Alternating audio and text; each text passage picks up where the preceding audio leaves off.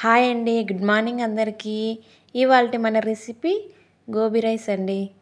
ఎలా తయారు చేసుకోవాలో చూసేద్దాం. అచ్చం రెస్టారెంట్లో ఎలా ఉంటుందో అలా అండి. ముందుగా అయితే గోబీ పువ్వుని ఇలా ఒలుచుకొని నీటిలో ఉంచుకోవాలి. తర్వాత గ్యాస్ పైన ఒక కడాయి పెట్టి నీటిలో సాల్ట్ వేసుకొని బాగా మరిగించుకోవాలి. మరుగుతున్న నీటిలో ఈ పువ్వును మొత్తం వేసేసుకొని ఒక 5 మినిట్స్ బాయిల్ చేసుకోవాలండి. ఎక్కువైతే ఏం అవసరం లేదు. ఒక 5 మినిట్స్ బాయిల్ అయితే సరిపోతుంది. ఈ విధంగా ఉడికించుకున్న తర్వాత దీన్ని మొత్తం ఒక ప్లేట్లో తీసుకోవాలి. ఒక ప్లేట్లో తీసుకొని చల్లారనివ్వాలండి. చల్లారిన తర్వాత మొత్తం ఒక బౌల్లో తీసుకొని అందులోకి కొంచెం అల్లం వెల్లుల్లి పేస్ట్, ఒక హాఫ్ చెక్క నిమ్మరసం,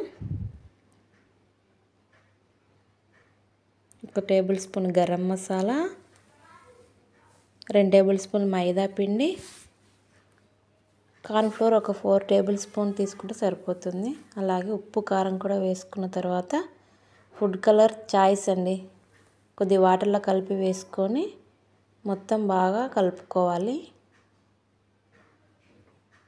కావాలంటే కొద్ది వాటర్ వేసుకొని ఇంకా బాగా కలుపుకోవాలి. ఈ విధంగా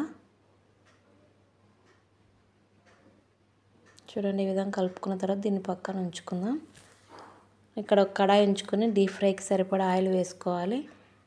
ఆయిల్ వేడయ్యాక ఈ కలిపి ఉన్న మిశ్రమాన్ని కొంచెం కొంచెంగా వేసుకొని క్రిస్పీగా ఫ్రై చేసుకోవాలండి. మంట స్పీడ్లో పెట్టకూడదు, మీడియంలో పెట్టుకోవాలి. హైలో పెడితే త్వరగా క్రిస్పీ అయ్యి లోపల ఉడకదు. అందుకు మీడియంలో పెట్టుకొని క్రిస్పీగా ఫ్రై చేసుకోవాలి. లోపల కూడా బాగా ఉడుకుతుంది. చూడండి, ఈ విధంగా క్రిస్పీగా వచ్చే వరకు ఫ్రై చేసుకొని మిగిలిన దాన్ని కూడా ఈ విధంగా కొంచెం కొంచెంగా వేసుకొని మొత్తం ఫ్రై చేసుకోవాలి. ఫ్రై చేసుకున్న మొత్తాన్ని ఒక ప్లేట్లో తీసుకొని పక్కన ఉంచుకోవాలి.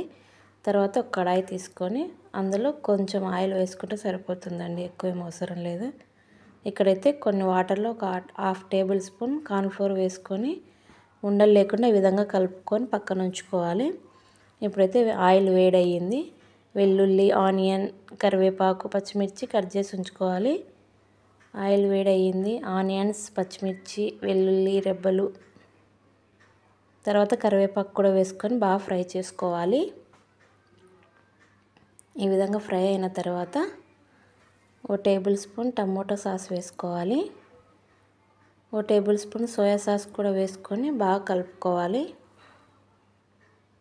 ఈ విధంగా కలుపుకున్న తర్వాత కొంచెం వాటర్ కూడా యాడ్ చేసుకోవాలండి.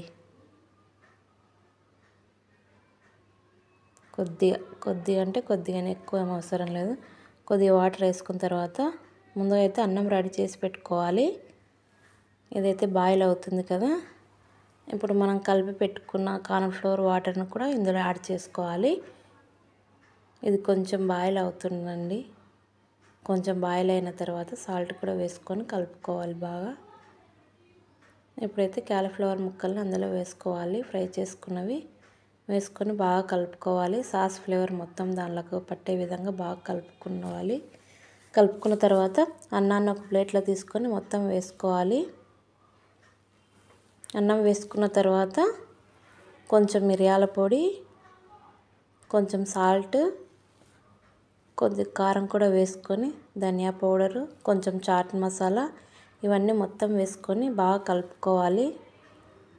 రైస్కి పట్టే విధంగా ఈ విధంగా బాగా కలుపుకుంటే వేడి వేడి గోబీ రైస్ అయితే రెడీ అవుతుందండి. అచ్చం బయట దొరికే టేస్టీగా ఉంటుందండి. మీరు కూడా ట్రై చేయండి ఫ్రెండ్స్. అలాగే సబ్స్క్రైబ్ చేయండి.